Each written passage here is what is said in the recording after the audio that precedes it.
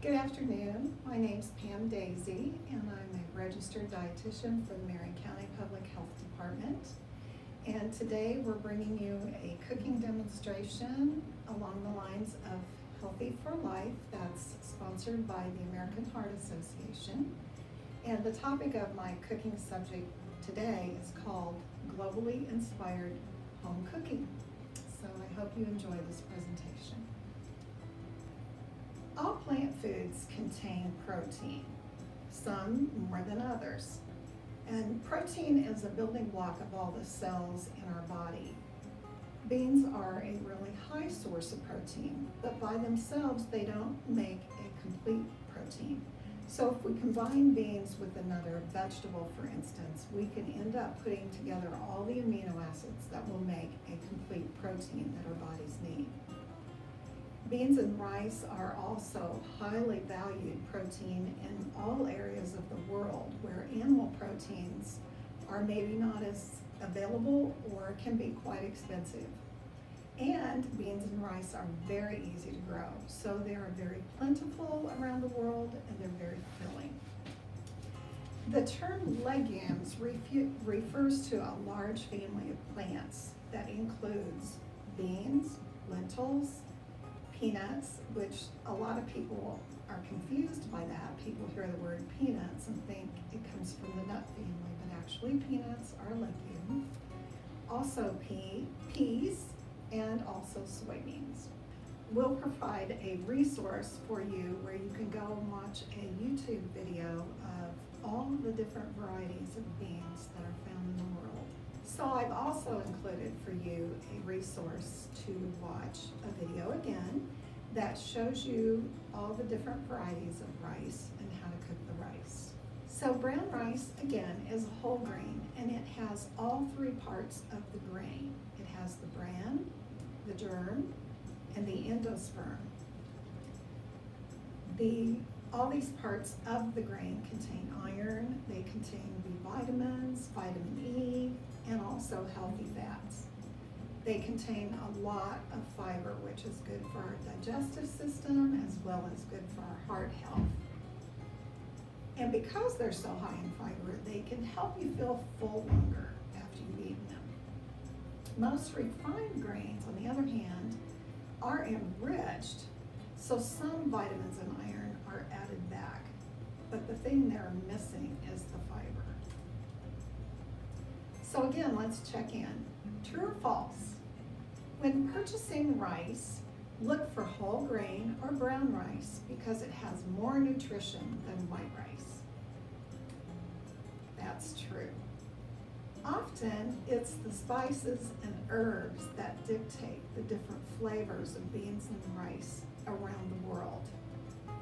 So this next resource is a quick video that's gonna take you around the world to different beans and rice recipes that are made across the different continents of the world.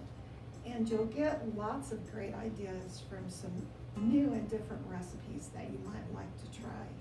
That the basis is beans and rice, but maybe the spices and herbs have been changed up. I've given you here a chart. It's called Spices by Cuisine, and I really like this chart. I use it a lot because if I'm thinking I want to cook Mediterranean, or I want to cook Asian, or I want to cook Cajun, something like that, I can go to this chart and I can see the most popular spices and herbs that are used in that particular cuisine. I'm really excited about the recipe that I'm going to show you today because it's a Caribbean, so it's going to use things like a lot of garlic, a lot of onions. We have Cajun spices in there, and I think you'll really enjoy it. So today we're going to make Caribbean rice and black beans. Traditionally, rice and beans were called peas and rice in the Caribbean, but the peas always referred to any type of legume, including beans. Canned black beans are used for convenience today. Lots of garlic, some ground cumin, oregano, and a dash of hot pepper gives the beans their classic island flavor. Okay, so we're ready to get cooking. So today we're going to be making Caribbean rice and black beans. This is a real favorite in the Caribbean islands. My husband happens to be from St. Lucia, and peas and rice they would cook often. This has a nice Caribbean flair, and I'll give you some tips of how to bring out that Caribbean flair with some of your spices and things like lemon or lime juice rather, that really make it stand out. So for the sake of time, I'm going to be using canned beans today. I have emptied the 2 cans of black beans and I have rinsed them thoroughly and they've drained for us. So remember, that helps get rid of some of the sodium that's on the beans. And then the rice that I'm going to be using today it's brown basmati rice. And remember that the brown rices use the whole grain, which is much better for our health as well. So this is really nice because you can buy it as ready rice, and all you have to do is pop it in the microwave for 90 seconds, and then you've got your rice ready to go. But of course it is less expensive to buy your rice as dried rice and then you cook it yourself. But this is for the sake of a time savings. So the first thing we're going to do is, our recipe calls for some vegetable oil. We're going to add a little vegetable oil to our skillet. I've already turned on the skillet so it can be preheating. And to that, we're going to add a small chopped onion. Onion and garlic is very good for your health. One thing that you'll realize is that all kinds of herbs and spices are very high in antioxidants that help to preserve your health and really take care of your heart especially. So we have our 1 small chopped onion. To that, we're going to add 1/2 cup of roasted red bell pepper. And you can buy the red bell pepper in the jar. I did do it that way, again, to save time. But you can also roast your own bell pepper by just covering it with a little bit of oil, laying it on a cookie sheet, and roast it in the oven at about 350 to 400 until you start to see the skin of the red pepper begin to turn brown to black. Then you'll know it's done. You take it out of the oven, let it cool off, and then the skin will slip right off of your red pepper. So it's real easy. It's a good thing to use this summer, especially when you have peppers in your garden. Also, we're going to add to that 1/2 of a green bell pepper. And oh, the fragrance of this makes my mouth water already. And then to that, we're going to add 4 cloves of minced garlic. Again, you can buy garlic in the jar just like this. You can get it in olive oil or you can get it in water. I like it in the olive oil. And 1 teaspoon of garlic equals 1 clove. So to that we're going to add 4 teaspoons or 4 cloves of minced garlic.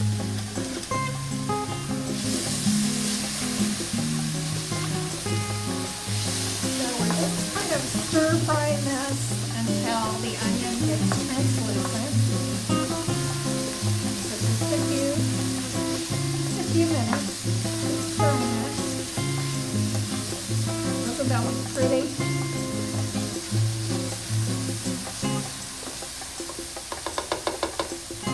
Now the next thing that we're going to add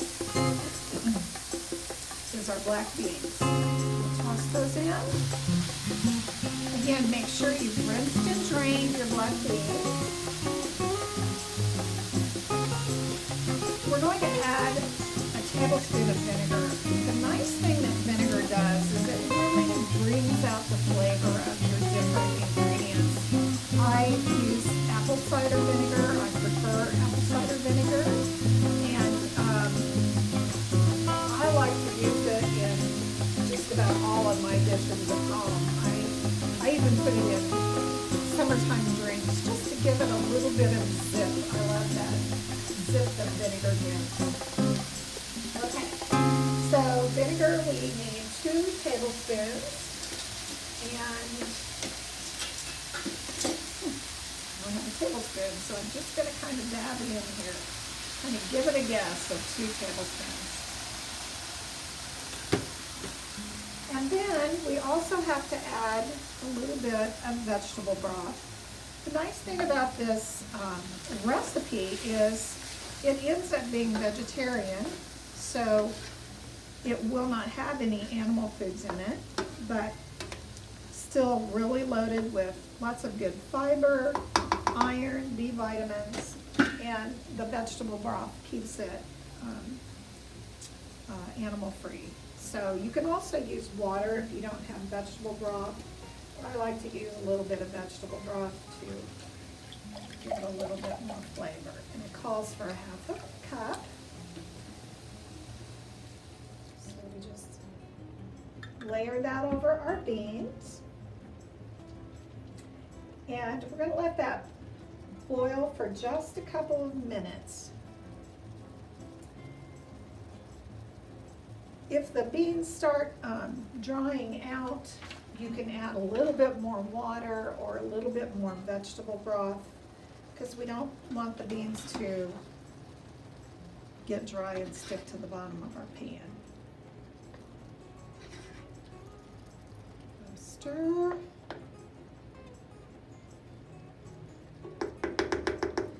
And we're going to put the lid on for just a few minutes. So we've given our beans and our vegetables 5 minutes of cooking under cover, and now when we take them off, that wonderful fragrance that comes off of it. So now we just have to stir in our rice. I have already cooked the ready-cooked rice in the microwave, so all we have to do is stir that in.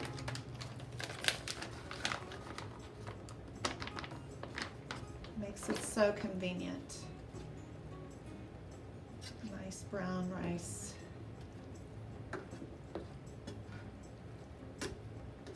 And then we'll finally add our spices, and this is where it gets exciting. So the recipe calls for 2 tablespoons of oregano. This is our oregano. And a lot of people think of oregano as an Italian spice, but it's one of those that goes with lots of different cuisines. And one of my favorite things that I put in everything is smoked paprika. Smoked paprika gives it that smoky flavor without the need for the smoked meats or the saturated fats that the smoked meats add. I love smoked paprika. I use it in everything. My eggs, my beans, my meats, soups, stews, everything. Okay, I'll give it just a dash of some salt, a little dash of pepper, and we're ready to serve. Doesn't that look good? All right.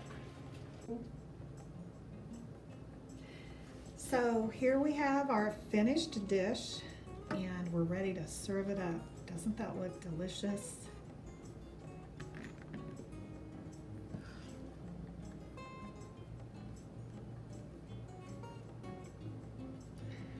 And here's some other tips to kind of give it more of that Caribbean flair. It's Sprinkle some sliced green onion over the top. Give it a little pinch of cilantro, a dash of hot sauce. Hot sauce goes with everything Caribbean. And then the final touch is some fresh lime. Another tip for this dish is that you can use coconut oil instead of your olive oil or whatever oil you've chosen to, again, give it more of that traditional Caribbean flair. And also know that you can use any kinds of beans. It doesn't have to be black beans. You can use red beans in this recipe or black-eyed peas, lots of different varieties. So there you have it. Enjoy. So thank you for joining us today for Globally Inspired Home Cooking. We hope you enjoyed it. And thank you to the generosity of the American Heart Association for